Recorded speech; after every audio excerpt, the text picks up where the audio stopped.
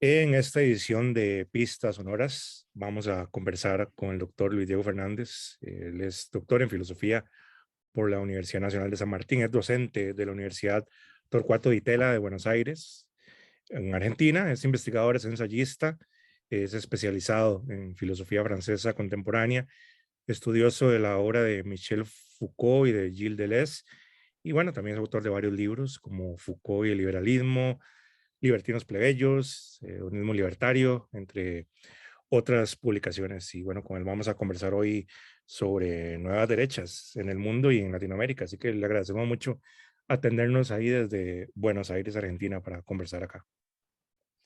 Muy bien, bueno, aquí estamos, Marvin. Cuando quieras, pues digamos, puedo empezar a desarrollar tus ideas o los puntos que quieras que sean el eje de la conversación, ¿no? Claro, tal vez lo primero, Luis Diego, sería hablar un poco de por qué estamos hablando de nuevas derechas.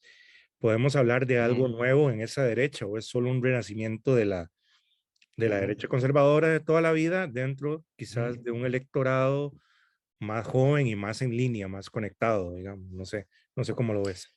Sí, totalmente. No, creo que es como bastante cierto hablar de nueva derecha, porque si bien es cierto que hay elementos que son como convergentes con la derecha tradicional, hay otros que no, hay otros elementos que son bastante nuevos, que son divergentes. Probablemente haya que hacer un poco de historia para entender cuándo surge esto, digamos, ¿no? Yo precisamente ahora estoy trabajando en una antología sobre el tema del libertarismo, el auge del libertarismo que se ve en la Argentina con la figura de Milei, pero particularmente también uno puede verlo en otros países, tanto de América Latina como de Europa, digamos, ¿no?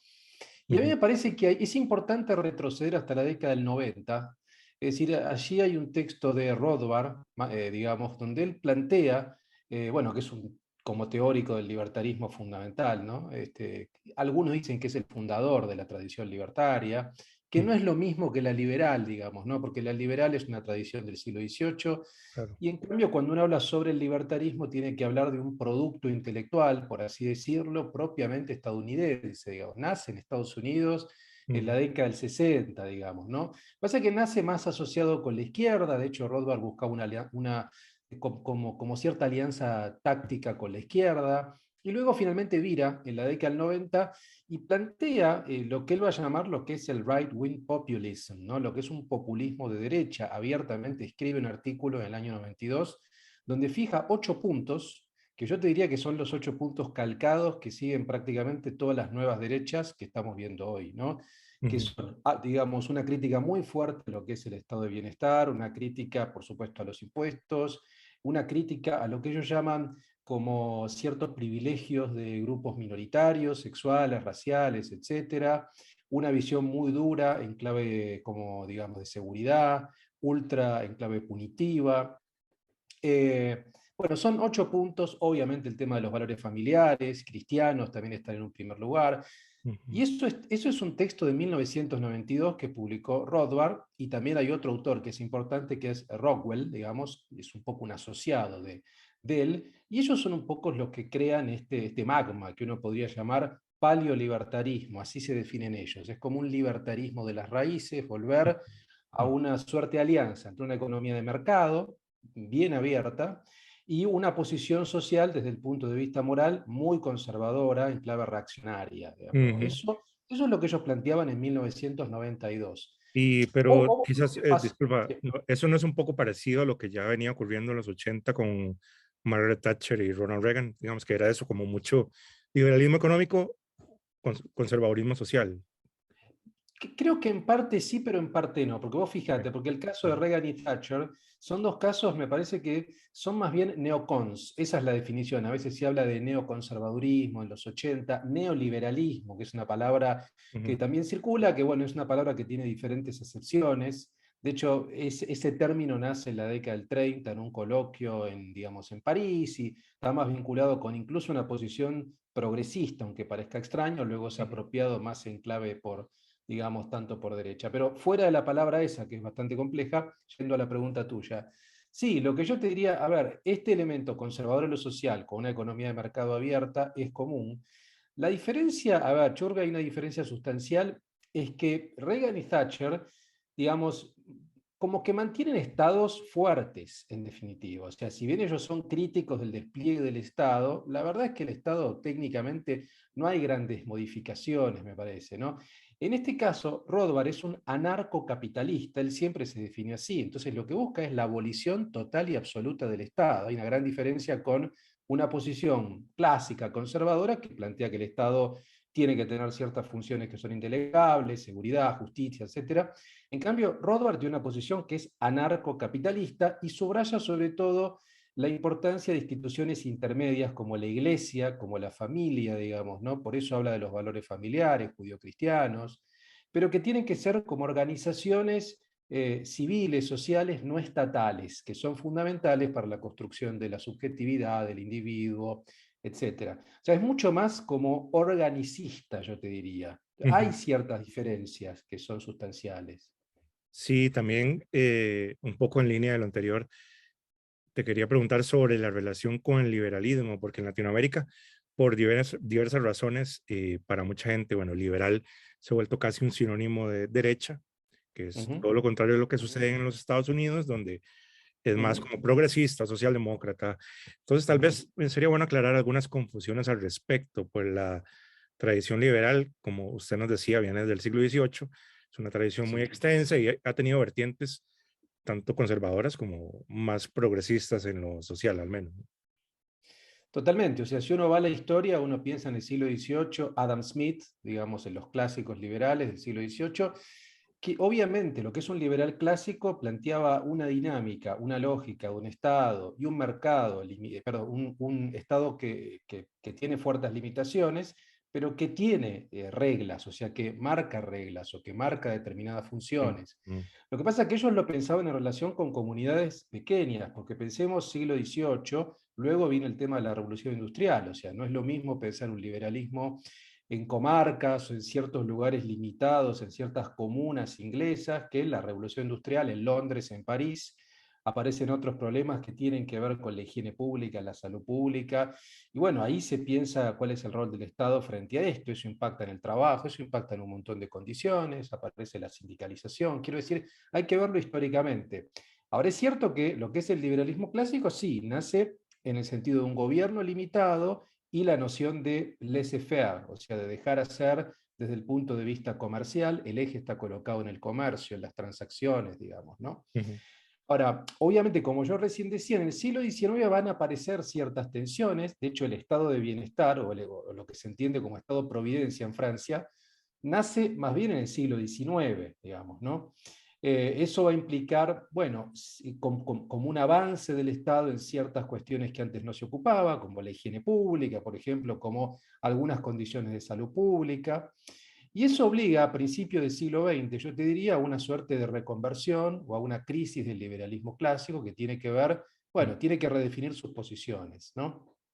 Hay un evento muy importante en París, que es el Coloquio Lippmann, donde se reúnen una serie de liberales en la década del 30 para discutir cuál es el rol de una posición liberal. Allí tenemos, por ejemplo, a Hayek, a Mises, a los sordos liberales de Friburgo, a ciertos liberales franceses, y hay diferentes posiciones. Algunos van a decir que hay que recuperar una posición más laissez-faire, como Hayek, ujú, pero que igual el Estado tiene que encargarse de manera subsidiaria de ciertas cuestiones como la salud, o luego vendrá Milton Friedman con la Escuela de Chicago y planteará el tema de los vouchers educativos. O sea, algún tipo de función el Estado tiene que plantear para solucionar cuestiones que tienen que ver con la pobreza absoluta, con la pobreza estructural, que era un tema, digamos, y con cierta desigualdad en clave de origen, ¿no? Entonces, pero bueno, ahí tenés diferentes posiciones. El tema es que en Estados Unidos, en la década del 30, con el New Deal, digamos, el término liberal, digamos, es apropiado, sí, por los sectores progresistas, por los sectores afines a Roosevelt y a lo que es el Partido Demócrata.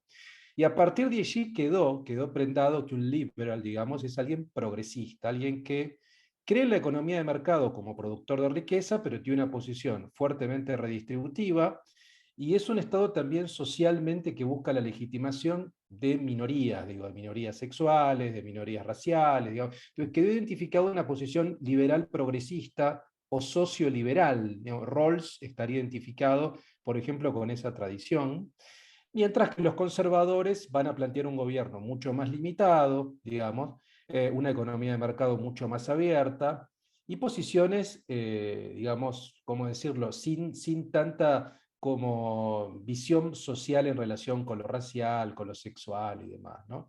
Allí aparece el tema de los libertarios, ¿no? Que efectivamente sí, es esta nueva expresión que aparece fuertemente en la década del 60 y en el 70 con la constitución del Partido Libertario, que van a decir, bueno, tomemos algo de cada uno, o sea, tomemos la defensa de las libertades civiles y sociales de los demócratas, lo que son los civil rights, estamos de acuerdo, una Ujú. posición antiimperialista, antibelicista, que es compartida con los demócratas, pero defendamos un mercado mucho más abierto, una posición libre contra los impuestos que nos lleva también a ser afines con los conservadores o con el Partido Republicano.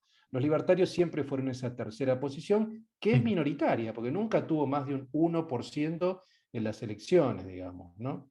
Es por eso que el término, digamos, como liberal es tan polisémico, porque en Estados Unidos liberal está asociado con los demócratas, los libertarios inventaron esta palabra para diferenciarse, ¿no? Claro, que ahora que usted mencionaba algunas raíces, digamos, contraculturales del libertarismo en los años 60, me llama la atención porque ve este fenómeno que se dio en la década anterior, que ya está un poco venido a menos, que llamaban la alt-right en los Estados Unidos, ¿verdad? Era como esta Ujú, derecha que se daba como un aire de contracultura, ¿verdad? Aunque en términos de libertades personales tenía una sensibilidad bastante conservadora. Creo que ujú. eso ha tenido mucha influencia en Latinoamérica también, pero hay una raíz ahí extrañamente en los años 60, por más improbable que nos parezca, ¿no? Y, en California, y Completamente. con California también, digamos. Completamente, porque es importante situarse históricamente, como decíamos, la Mm, noción de lo libertario y lo que es el Partido Libertario que se configura en los 70 tiene mucho que ver con la sensibilidad, con esa sensibilidad, pensemos, la década del 60, década del 70, había una suerte de preeminencia de la autonomía individual, de la autonomía corporal, de la búsqueda de la experimentación con drogas, de buscar estilos de vida comunitarios al margen del Estado, sean hippies o sean en clave libertina o sean religiosos, por ejemplo, Amish, grupos religiosos que tenían su propia comunidad. Bueno, eso es lo que, por ejemplo, plantea un autor como Robert Nozick, ¿no? O sea, Anarquía, Estado y Utopía es un libro que plantea un poco eso. Ahora es verdad que en los 60 ese tipo de sensibilidad de la autonomía corporal, de la experimentación, esa sensibilidad que era libertaria, indudablemente, era más bien de izquierda, porque las posiciones conservadoras eran críticas de todo tipo de experimentalidad del vivir, digamos, ¿no? Por eso Rothbard en los 60 busca una alianza táctica con la New Left. Era muy lógico lo que él hacía, porque iba por ese lado, ¿no? Y de hecho esa izquierda, aunque parezca extraño hoy, era una izquierda antiestatista, muy crítica del Estado. Era mm, más bien asamblearia, pro de comunidades, armar espacios autogestivos, digo, o sea, no era tanto de buscar cierta legitimación estatal, sino de buscar una suerte de configuración autogestiva, ¿no? Ahora, es cierto, en ese sentido, en los 60, 70, te diría, lo que es la contracultura era más bien de izquierda, estaba asociado con una izquierda mm, antiestatalista, digamos. Eso cambió, porque obviamente la izquierda después se convirtió en establishment, ¿no? En forma progresiva, cuando asumió gobierno, cuando el Partido Demócrata, por ejemplo, se consolidó en Estados Unidos, en los 90 con el clintonismo, con Obama. Uno puede verlo también en el caso europeo con la socialdemocracia, digamos, en España, en Francia. Y bueno, este establishment, digamos, ¿no? Ya cuando son partidos que ingresan a, mm. digamos, a la esfera de gobierno, definen políticas, la contracultura ya no es esa es la cultura oficial, digamos. Entonces, lo que pasó progresivamente, yo creo, en los últimos años es que se empezó a configurar una suerte de argamasa, una suerte de caldo de cultivo crítico que reaccionó a Ujú, esas cuestiones. Que yo creo que, a ver, hay argumentos que son válidos para entender, porque es cierto que esa ujú, posición que era interesante, que era autónoma, que era libertaria, se convirtió al revés en una posición gradualmente muy como protocolizadora, normativa, hasta puritana. ujú. Entonces, indudablemente, esa posición de esa izquierda libertaria se fue cayendo, se fue destruyendo, y en los últimos años asumió una posición bastante victimista, digamos, ¿no? En clave identitaria también. Entonces, me parece que es lógico esta reacción que vino por derecha. Ahora, el tema es que uno puede entender esta reacción, el tema es que la posición esta es una posición restaurativa, o sea, no es que critican el establishment progresista, con el que yo también puedo criticar, digo, yo estoy de acuerdo en la crítica, ahora no estoy de acuerdo en restaurar, supongamos, una idea de masculinidad antigua o una idea de familia tradicional, digamos. Este es el tema de esta nueva derecha, que critica el establishment progresista, que uno puede hacer un montón de críticas justificadas, digamos, pero ellos buscan criticarlo para restaurar, para colocar en ese lugar una idea completamente como atrasada desde mi punto de vista. Es una posición fuertemente restaurativa. Eso es lo que yo critico también, ¿no? Sí, y bueno, concretamente en Latinoamérica y en Argentina, ¿cómo podemos relacionar todo lo que nos ha comentado con la notoriedad que ha tomado este economista Javier Milei, que por lo menos la lectura que hacemos desde fuera de Mm, Argentina es que mezcla posiciones ultraliberales en lo económico con una sensibilidad ujú. totalmente conservadora en lo social, ¿verdad? Entonces, ¿cómo ve usted esta figura y también su popularidad en ciertos jóvenes llamados libertarios, o que desde la izquierda Ujú. también hasta ha salido este nombre Sí, despectivo, ¿no? De pubertario, sí, ¿no? claro. Para señalar a estos jóvenes, ¿no? Bueno, es importante entender que la Argentina hace 20 años que gobierna el kirchnerismo, salvo los 4 años de Mauricio Macri. Ujú, Pensemos que el kirchnerismo cumple en el próximo año 20 años de su creación, o sea, surgió en el año 2003 y gobernó sistemáticamente, salvo esos 4 años de Macri, digamos, ¿no? Por tanto, tenemos una hegemonía política, cultural, social, de un discurso progresista, populista, o sea, porque si uno tiene que definir el kirchnerismo, es un populismo de izquierda, digamos, ¿no? ujú, Y me parece que estos jóvenes, gran parte de estos jóvenes, nacieron solamente bajo esta estela, o sea, solamente tienen esta cosmovisión, por tanto, para ellos es lógico esta reacción, y encuentran, yo creo, en Milei la fuga, ¿no? Es el punto de fuga, es el canal para sacarse de encima 20 años bueno, de este gobierno. Incluso ven a Macri como una continuidad, o sea, para ellos Macri, lo que Macri intentó hacer, que bueno, es modificar de un punto de vista gradual ciertas condiciones económicas, algunos dicen que es tibio, algunos dicen que es socialista, etcétera. Bueno, yo creo que no, yo creo que Macri intentó hacer cambios, lo que pasa es que en esa coyuntura había muchos condicionantes, ¿no? Que por incapacidad o porque no pudo negociar lo suficiente, pudo hacer determinadas cosas y no otras, digamos, y volvió el kirchnerismo. Y me ujú, parece que estos jóvenes ven todo como una continuidad y Milei es un catalizador, es una figura que desde el punto de vista estético, digamos, tiene como una cosa punk, él se viste con campera de cuero, de su pelo parado, digamos, eso atrae a muchos chicos porque lo ven como una figura rebelde, subversiva, grita, insulta, ujú. también tiene como una actitud, digamos, bastante chocante, y desde su punto de vista, así como ideológico, sí, es un economista ultraliberal, él defiende las ideas de la Escuela Austríaca de Economía, digamos, si bien viene de una formación keynesiana, después abjura de eso, es muy crítico de esa formación que tuvo y defiende posiciones ultraliberales, habla de cerrar el Banco Central, por ejemplo, y de ir hacia una dolarización. Ujú, Y desde el punto de vista social es ultraconservador porque tiene una alianza táctica con sectores nacionalistas, neofascistas, te ujú, diría, conservadores. Es muy crítico, por ejemplo, de la legalización del aborto en la Argentina, que es ley, fue tremendamente crítico, vinculado con sectores de la iglesia. Incluso el tema de las drogas, que casi que todos los libertarios están a favor de una posición de despenalización como mínimo. ujú. Él también pone ciertos reparos porque dice que el estado de bienestar, o sea, cuando hay estado de bienestar, el Estado se hace cargo de aquellos que consumen drogas y eso implica gasto. O sea, tiene una lectura muy economicista también desde el punto de vista de las libertades individuales. Pasa todo por el tamiz económico. Sí. Entonces, es medio extraño, pero yo creo que forma parte un poco de este esquema de la nueva derecha latinoamericana, ¿no? Que es un híbrido que desde el punto de vista económico tiene elementos ultraliberales, desde el punto de vista social elementos conservadores, y desde el punto de vista nacional elementos patrióticos o en clave nacionalista. Digo, es un nuevo híbrido, ¿no? Que se lo ve en Vox en España, por ejemplo, también, Ujú, ¿no? ujú. Que lo que me sigue pareciendo extraño de este fenómeno es que uno podría decir que no, en Latinoamérica no ha existido una generación más socioliberal que la de estos jóvenes, no sé, que nacieron después del 2000, que en el caso de Ujú. Argentina son post-2001, post-crisis del 2001, en sus formas de vida y muchas de sus actitudes respecto a las minorías sexuales o en cómo viven su sexualidad. Parece que es una generación muy, muy socioliberal, pero un buen porcentaje se ve atraído a eso que usted nos describe, ¿no? Que me parece una paradoja muy, muy extraña, ¿no? Lo es, pero sí, yo creo que porque hay un peso de la crisis económica, ¿no? Acá en Argentina el tema de la economía es un drama hace décadas, alta inflación, digamos que es un problema que tenemos, Ujú, y me parece, bueno, Milei es un catalizador, es alguien que plantea soluciones extremas, que hay que ver. Yo soy muy escéptico porque son posiciones muy como maximalistas, que difícil que pueda ejecutar si llega a un puesto ejecutivo, ¿no?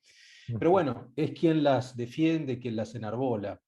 Y por otra parte, sí, es curioso porque Argentina, si bien desde el punto de vista económico es catastrófico, desde el punto de vista social o socioliberal, yo me acerco a esa posición, digamos, yo soy un liberal progresista, digamos, ujú, a ver, es un país que es importante, ¿no? Porque tiene, digamos, tiene leyes como de avanzada, como el aborto, como el casamiento gay, como la ley de identidad de género.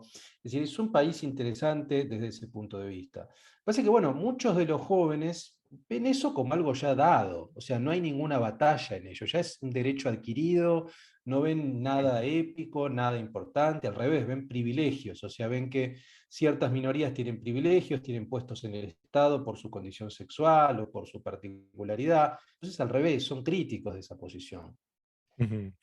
Ahora también hay que comentar un poco sobre la relación de estas nuevas derechas con el feminismo, que lo ven como uno de sus principales adversarios, como un némesis, un némesis. Entonces esto nos lleva también todo el asunto de las masculinidades y la restauración de una masculinidad tradicional, ¿verdad? A extremos a veces muy caricaturescos, ¿verdad? Entonces hay esta fascinación con figuras como Vladimir Putin, como Donald Trump, que serían como los hombres no domados en esta época de hombres supuestamente débiles, ¿no? Eh, ¿Qué nos Sí, puede decir un poco sí. sobre ese aspecto? ¿No? Totalmente, sí, a mí me parece que un poco tiene que ver con esto que decía antes de la restauración, ¿no? O sea, hay Ujú, una búsqueda de una restauración desde el punto de vista de la subjetividad masculina, un masculinismo idílico, ¿no? Es un paraíso de machos, digo, ahí puede parecer, sí, el caso de Putin, el caso de Bolsonaro, el caso de Abascal, que también tienen así portes como muy machos, el ujú, caso de Trump, digamos. Sí, ellos incluso asocian, es muy usual eso, una posición socialista o socioliberal como tibia y como gay o como andrógina, digamos, ¿no? Mientras que las posiciones radicales de extrema derecha, populistas de derecha, están encarnadas por esos machos alfa, digamos, ¿no? Sí, sin duda. Yo creo, aparte es curioso esto, porque quienes plantean esto suelen ser tildados de vírgenes, se habla de virgos, de chicos que no tienen experiencia sexual, digamos. Entonces, ujú, es lógico que alguien que no tiene experiencia sexual idealice una masculinidad porque no la ha practicado, porque no sabe probablemente cómo seducir, cómo tratar a un hombre o a una mujer, digamos, porque, bueno, sí, efectivamente al carecer de esa experiencia tiende a idealizar. Pero además también por esto, ¿no? Un poco por lo que decía antes, porque ven que las minorías están privilegiadas, hay como cierto privilegio de determinadas minorías por parte del Estado. Y como son críticos del Estado, por ende también critica a las minorías que son defendidas por ese Estado. ujú, Yo ujú, creo que, a ver, hay un elemento que yo disiento completamente con esta descripción, pero me parece que es cierto que la izquierda, y eso es una autocrítica que tiene que hacer, tiene una posición muy victimista, ¿no? Los últimos años en función de lo que decía también, ¿no? Esa posición tan en exceso victimista por parte de las minorías le hizo el juego un poco a esta posición en clave restaurativa. Yo creo que una izquierda, digamos, progresista en un sentido más libertaria, no, como no tan estatizante, debería pensar la subjetividad a partir más del deseo que de la víctima. Entonces, al ser tan como victimocéntrica, propicia también que salgan posiciones reaccionarias como esa, ¿no? ujú. Eso creo que es un problema. Sí, que bueno, precisamente hay un libro de también un investigador argentino, Pablo Stefanoni, creo que se llama, Sí, es muy buen ¿Por qué la libro. rebeldía se volvió de derecha? Que plantea un poco algo de lo que usted nos decía, pero creo que sí es necesario apuntar eso, que tal vez a mucha gente le molesta y tal vez a nuestra audiencia más de izquierda le pueda rechinar un poco, pero también Esta rebeldía es ante un progresismo que en gran parte se ha vuelto puritano, ¿verdad? Sin negar los avances Ujú. importantísimos del feminismo, de la inclusión, de la aceptación de sexualidades disidentes, pero bueno, creo que no se puede negar que hay una beta puritana que siempre ha estado ahí, que vale la pena cuestionar también, pero lo sorpresivo es quizás de que cierta juventud combata este puritanismo con un puritanismo más regresivo todavía, ¿no? En lugar de ir más allá de... Claro, bueno, porque también ahí aparece otro problema muy interesante para analizar esto, que es el tema de la libertad de expresión. O sea, supuestamente Ujú, el tema de la izquierda que también en su afán digamos, como de normativizar y de hacer de protocolos, como todo tipo de protocolos para las relaciones, está definiendo qué se puede decir, qué se puede hacer, cuándo uno puede tocar a alguien, cuándo... Hay una visión como excesivamente en clave normativa ujú, y eso, bueno, obviamente resta todo tipo de espontaneidad a un vínculo sexual, a un vínculo social. Uno está midiéndose para no hacer un chiste, para no dañar a alguien. Bueno, es lo que a veces llaman con la cultura woke, ¿no? Que hay una hipersensibilidad. ujú, Y eso en cierta esfera progresista hoy me parece que es hegemónico, que es muy fuerte. totalmente. Entonces, y eso restringe la libertad de expresión. Y bueno, es un debate. Yo creo que en gran medida sí, si uno está midiéndose todo el tiempo de no ofender al otro, es un problema. Y yo creo que la izquierda, a ver, que una posición más de derecha y estas derechas nuevas, lo que hacen es tomar esa bandera de la libertad de expresión, digamos, como una coartada también, porque dicen, bueno, tanto a ver, parten de un hecho que yo creo que es real, que es este excesiva afán como protocolizador y demás, Ujú, pero obviamente usan esa libertad de expresión para denigrar al otro, o sea, para directamente insultar, para denigrar.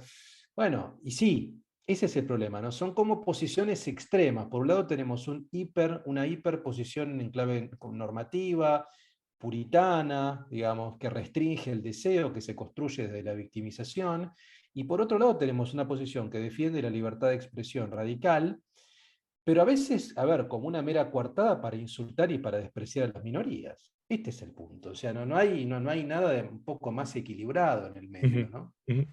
Que incluso esas mismas posiciones en defensa de la libertad de expresión, lo que logran es que muchas veces, si uno muestra preocupación por el tema, se crea que uno está defendiendo la libertad de expresión como libertad de ofender, nada más. Y entonces también se llega a estigmatizar la Ajá, importancia que tiene la libertad de expresión en sociedades liberales como algo de la derecha de estos claro. trompistas que quieren decir palabras Ujú. soeces contra minorías, ¿verdad? Y entonces se banaliza la discusión de alguna manera, ¿no? Absolutamente. O sea, yo creo que, a ver, una cosa es un chiste, uno puede hacer un chiste sobre una minoría, me parece perfecto, digamos, ¿no? Mm, Pero eso eso es una cuestión, otra cosa ya directamente es la agresión, digamos, ¿no? Es la agresión, es lo que es el hostigamiento, el bullying. Y bueno, eso sí es mucho más como problemático. Me parece que hoy el tema del debate público, no solo en Argentina, en todo el mundo está muy tensionado, claro. polarizado, en dos posiciones muy extremas, y es difícil mediar a veces, ¿no? Sí, bueno, ya como para ir concluyendo, me interesaba preguntarle sobre el tema de la libertad, ¿verdad? Porque muchos de estos sectores de los que hemos hablado, bueno, se definen, se autodenominan como libertarios, Ujú, otros liberales, pero ujú, bueno, el tema de la libertad es un poco parte de la problemática alrededor de la que hemos estado conversando y cómo se entiende muchas veces de manera algo simplista desde algunos libertarios. En ese sentido me interesa su perspectiva porque yo sé que es alguien que, ujú, como nos ha dicho, tiene posturas socioliberales, pero también ujú, es estudioso de la filosofía francesa, de la obra de Foucault. ujú. Entonces, así se evita caer en una idea muy ingenua o muy rudimentaria de la libertad. Es decir, que en parte sí somos libres, pero en parte estamos determinados también, que hay una cantidad de factores fuera de nuestro control que también nos tiene que llevar a matizar un poco esa idea, ¿no? Completamente. Sí, no, yo creo que, a ver, que el concepto a ver, es un tema muy amplio, voy a tratar de Claro. definirlo Ujú, en dos o tres elementos. Sí, yo diría que la libertad se puede pensar en un sentido negativo o en un sentido positivo. En general, la tradición clásica liberal se la piensa en un sentido negativo. O sea, una idea de libertad está articulada por la no interferencia. O sea, soy libre en tanto en cuanto no tengo obstáculos para comerciar, para vivir mi vida con libertad, para hacer uso de mi cuerpo como yo quiero sexualmente, si yo tomo drogas o no. Bueno, si no hay obstáculo, lo puedo hacer, digamos, ¿no? Pero después hay otra concepción, que es la concepción, si querés, más progresista de la libertad positiva. La libertad, bueno, yo puedo hacer determinadas cosas, a ver, o para plantearlo en otro sentido, el hecho de que no tenga interferencia es la condición necesaria y suficiente para que yo pueda hacerlo. Y no, porque si yo nazco en una villa miseria o en una condición totalmente desfavorecida, Claro. nadie me impide que yo estudie, pero si no tengo los recursos para pagarme una escuela, si el Estado no me provee un servicio educativo, no puedo formarme. Entonces, este es el tema de la libertad positiva. Yo necesito recursos o herramientas que solamente el concepto negativo no me alcanza. Entonces, ahí aparece una posición más proactiva. O sea, yo necesito, precisamente para ser libre, que, supongamos, el Estado tenga una función un poco más activa en la esfera de la salud, en la esfera de la educación, sobre todo. Entonces, Ujú. a veces lo que pasa con los liberales es que se centran solamente en el concepto de libertad negativa y no ven que, bueno, es un poco más sutil. Como vos decías también, yo soy un Foucaultiano, pero soy una rareza por ahí, o soy un Foucaultiano, pero liberal también en muchos aspectos, porque Sí, si bien yo creo que nacemos en clave determinada, uno está determinado por un medio, por una sociedad, uno está determinado por la historia, digamos, uno nace en determinado momento histórico, uno tiene una esfera de autonomía, pero yo no creo en la autonomía absoluta. Digamos. Yo creo que la autonomía absoluta es una quimera, digamos, ¿no? mm, Uno es libre a partir de sus determinaciones. O sea, uno puede reversarlas, uno puede resistir determinada forma de gobierno, uno puede crear ciertas prácticas de libertad, pero uno tiene cierto condicionante. O sea, creer que no estamos condicionados por nada, me parece que es una posición un poco naive, ¿no? sí. Bueno, ya para terminar, ¿está usted a punto de publicar su más reciente libro, también que gira, según tengo informado, también sobre la obra de Michel Foucault? Va a salir este año, así brevemente, de qué trata y cómo se relaciona un poco con lo que hemos discutido, si es que hay algún punto de encuentro. Yo creo que hay bastantes puntos, ¿no? Porque, a ver, yo publiqué un libro en el año 2020 que es Foucault y el liberalismo en Galerna, que es mi tesis de doctorado, que Mm, es mi hipótesis, básicamente. Yo creo que hay un momento liberal de Foucault a fin de los 70, en el año 79, que es algo muy debatido en la academia francesa, anglosajona, en las diferentes recepciones de la obra de Foucault. Ahí trato de reconstruir sus argumentos y yo sostengo que efectivamente Foucault tiene posiciones a fin de los 70 que son convergentes con posiciones que son liberales. ujú, Este libro que voy a publicar ahora es sobre el placer, sobre el tema del placer en la obra de Foucault, que sale también, digamos, por esta misma editorial. Es un libro mucho más sintético, es más pequeño. La idea básicamente es pensar por qué para Foucault el placer era importante. Es un libro de ética, no tanto de filosofía política. Y un poco partiendo de la vida de Foucault y de ciertos textos de él, analizar cuestiones que tienen que ver con la homosexualidad, con el sadomasoquismo, con las drogas, que son experiencias que él vivió y que contó con claro, libertad, digamos. Yo trato de analizarlas, también hacer un repaso por su análisis de, bueno, Grecia, Roma, el mundo cristiano y la modernidad, y ver cómo Foucault pensaba el cuerpo y el placer en esas dimensiones. Y al final hay una suerte de debate con algunas cuestiones que son militantes contemporáneas, el feminismo, digamos, la cuestión del género, el tema del consentimiento sexual que está en debate. Bueno, Foucault claro. dijo algunas cosas que son polémicas, yo trato de recuperarlas y trato de actualizarlas al presente. Este texto que sale ahora en junio va a salir. Perfecto. Bueno, le agradecemos muchísimo al doctor Luis Diego Fernández, doctor en filosofía, por acompañarnos en el programa y bueno, por haber sacado el rato para esta charla y para comentar un poco estos temas de tanta actualidad en el mundo y en Latinoamérica también. Y también una forma de ver qué se está pensando ahí en Argentina también que nos interesa desde Costa Rica. Bueno, muy bien. Gracias, muchas gracias. Gracias.